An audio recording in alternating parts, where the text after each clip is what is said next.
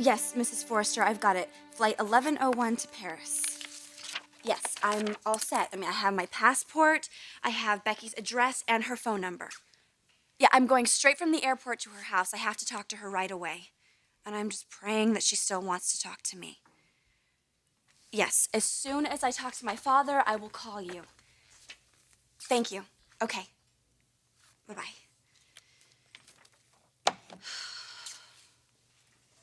How am I going to explain this to my father? He probably won't even discuss it with me. He'll just tell me that I'm not going.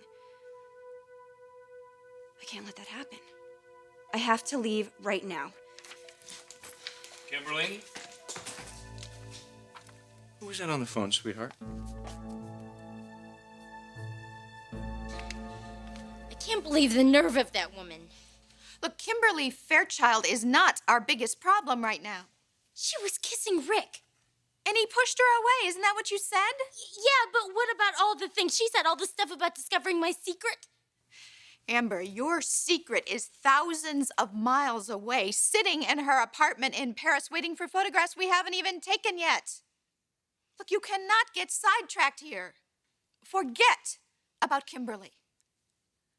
Your cousin Becky is the only real threat to your marriage right now. And if we do not keep her happy, then she's going to go right to the Forresters. And we cannot let that happen.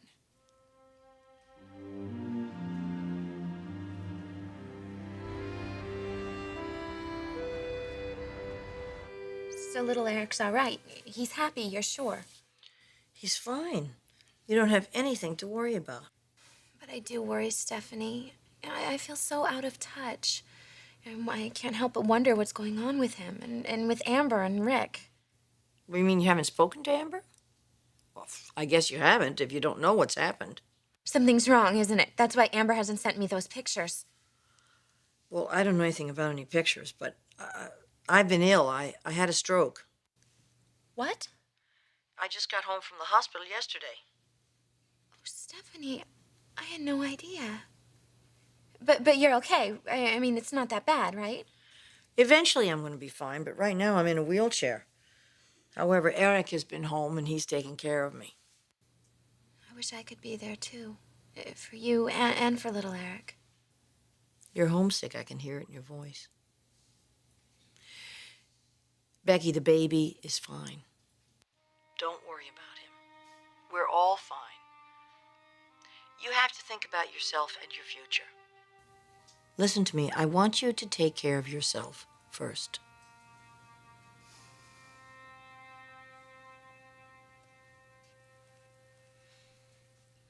Mom, why can't we just send Becky some of the pictures we already have? Because she wants new ones. And she wants ones of you and Rick. She wants proof that your marriage is solid. And we cannot waste any more time. We got to take them tonight.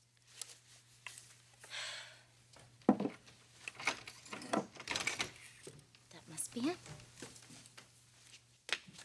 Rick, honey, you're home. Sorry I'm late. Tawny, what are you doing here? Oh, Mom's gonna be staying with us for a few days to help with the baby.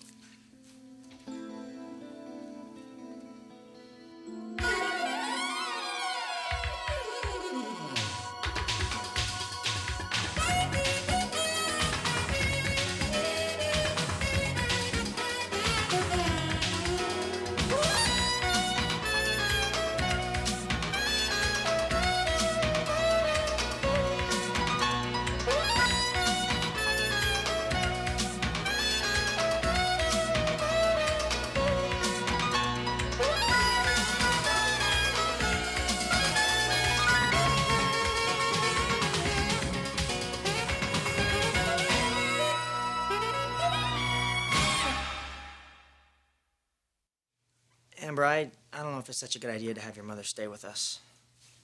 Oh, okay. I assume that you would agree, but if you'd rather... I'd rather discuss it in the morning, if that's okay. Sure. Tawny, I don't mean to be rude, but I'm just gonna jump in the shower and hit the sack.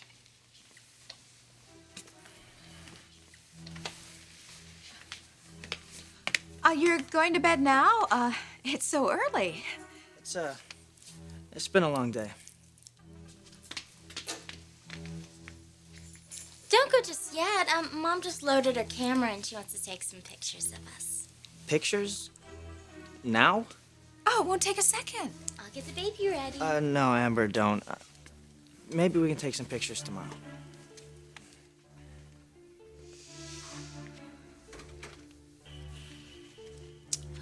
Great, he doesn't even want to do it. But he has to. Go talk to him.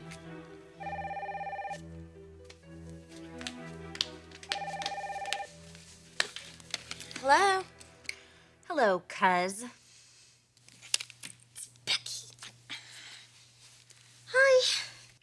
What is the matter with you? Are you trying to keep me in the dark about everything? First it was little Eric, then it was Kimberly, and now it's Stephanie's stroke. You heard about that? Straight from the horse's mouth. You called Stephanie? I just hung up with her. Becky, we had a deal. Mom said if we just gave you some pictures. Well, you haven't sent me anything yet.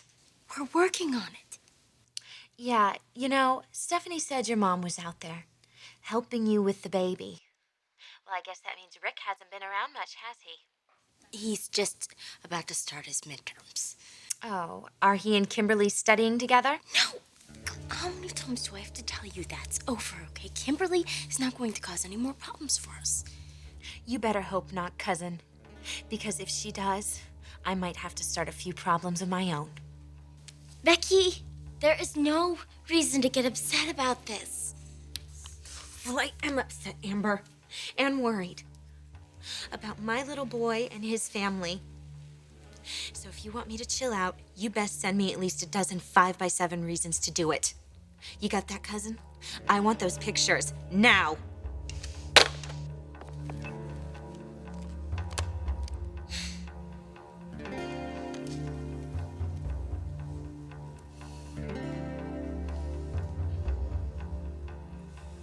I asked you a question. Who was on the phone? Brooke. Is that your suitcase? Kimberly, what's going on? Brooke needs me to go to Paris. Tonight? Well, my flight leaves in about an hour. Well, you'll just have to call Brooke back and tell her you won't make that plane. I can't do that. She's expecting me. Expecting you to what? Drop everything for some modeling job? That's right, Dad. That's what models do. Oh, it is it? Well, if you think I'm going to let my little girl run off on some spur-of-the-moment assignment with some sleazeball photographer... Giovanni isn't going. Okay, fine. Who is? Brooke? Eric? I'm meeting someone at Forrester International. Dad, the plans are set. And you weren't even going to ask my permission? I know that you don't want to hear this, but I don't need to ask your permission. Oh, really? And you're just going to leave? I'm telling you now. I'm going to Paris. No, you're not. You're not going anywhere, except maybe to school, until you realize who makes the rules in this house.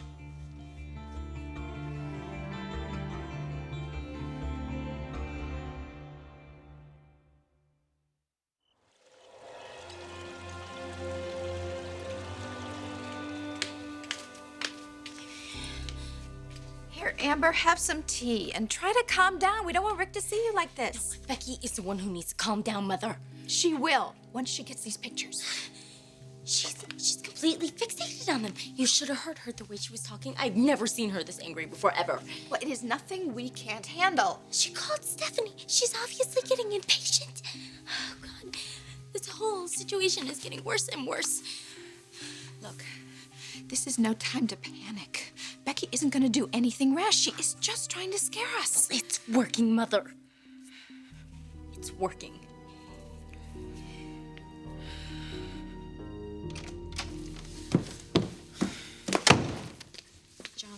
Junk, Phil. Gosh, there's nothing here from Amber. There's nothing about the pictures or about little Eric or Stephanie's stroke. She just doesn't get it. I am not trying to ruin her life, and I don't want to hurt anyone. I'm just tired of feeling so lonely. Tired of wondering what's going on back at home.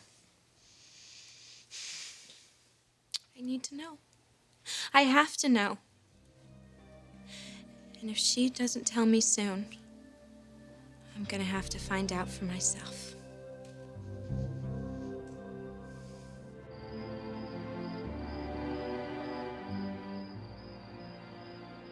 Kimberly, you may be 18 and you may work for the Forresters, but I am still your father.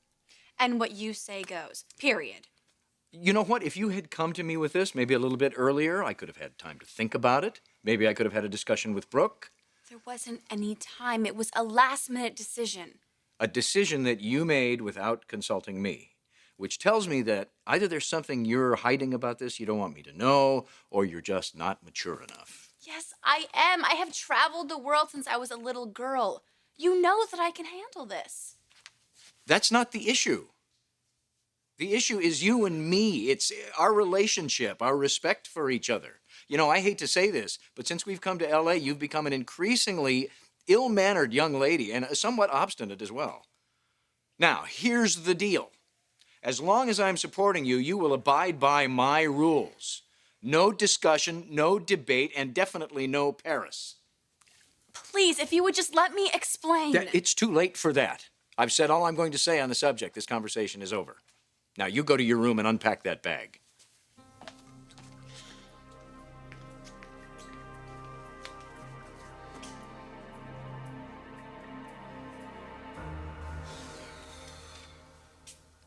How was that shower? Oh, I bet it woke you up some, huh? A little bit. Well, why don't you come and sit down with us? Mom just made some tea. Yeah, here. Why don't you just cozy up to your wife, huh? Come on, snuggle up, Lou. Relax. Yeah, come here, let's snuggle.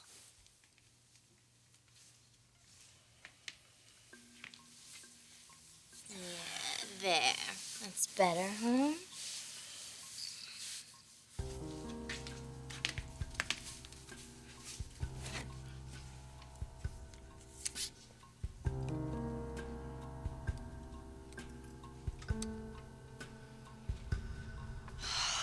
Why can't my father understand?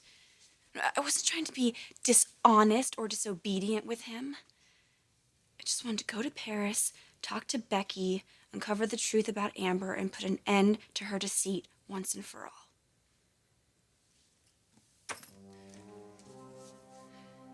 I may be the only one that can do that. Becky won't talk to anybody else. If I don't go and do this, the truth may never come out.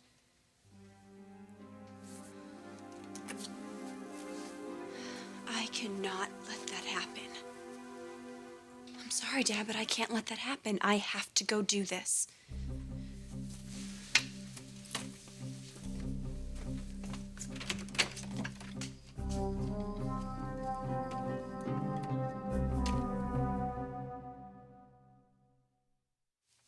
So you're just swamped with work, that's it?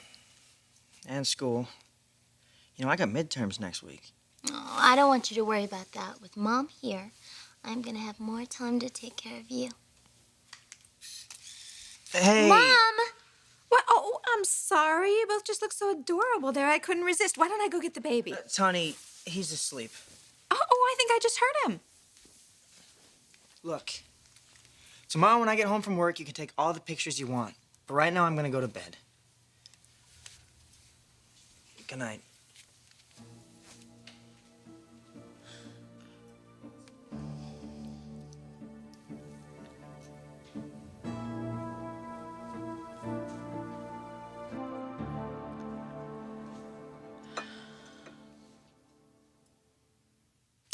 Poor Becky. She must be so lonely in Paris. She misses that little baby Eric. And I know why. You have a baby? Had a baby. I gave him up for adoption, and considering my position, it was really for the best. I still think about him, though. Every day. I think I'll always miss him. That's why I wish Amber would quit being so territorial with little Eric.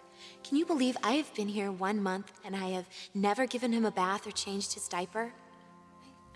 I just want to be alone with him. I want to play with him. See his sweet little smile just for me. I want to remember my own son. I want to feel like the mommy I know I could have been. I would have loved my son, Stephanie.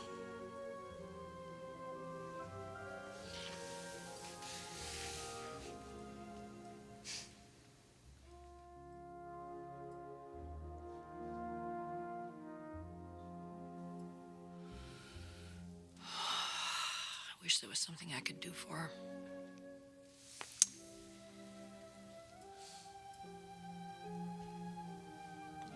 Losing a child. Giving up a child. I know how hard that is.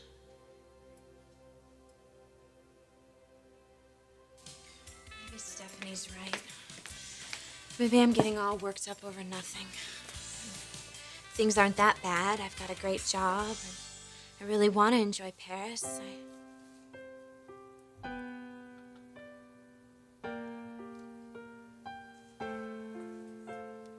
But I can't. Not until I know that little Eric's okay. My sweet little angel. Although you see the world different than me, sometimes I can touch upon the wonders that you see, and all the new colors and pictures you've designed. Oh yes, sweet darling, so glad you are a child of mine, child of mine, child of mine. Oh yes, sweet darling, so glad you are a child of mine. I'm glad you are a child of mine.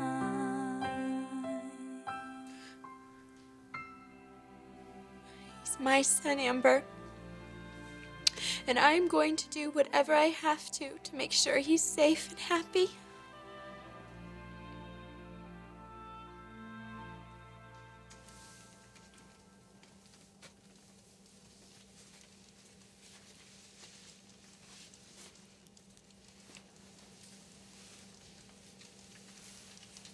Excuse me, I'm in the window seat. This must be my lucky day.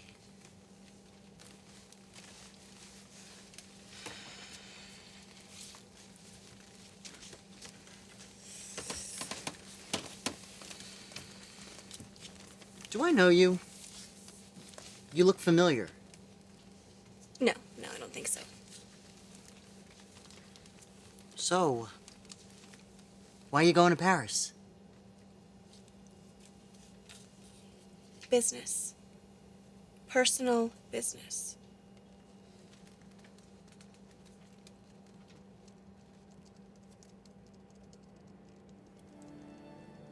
Tomorrow I'll be in Paris.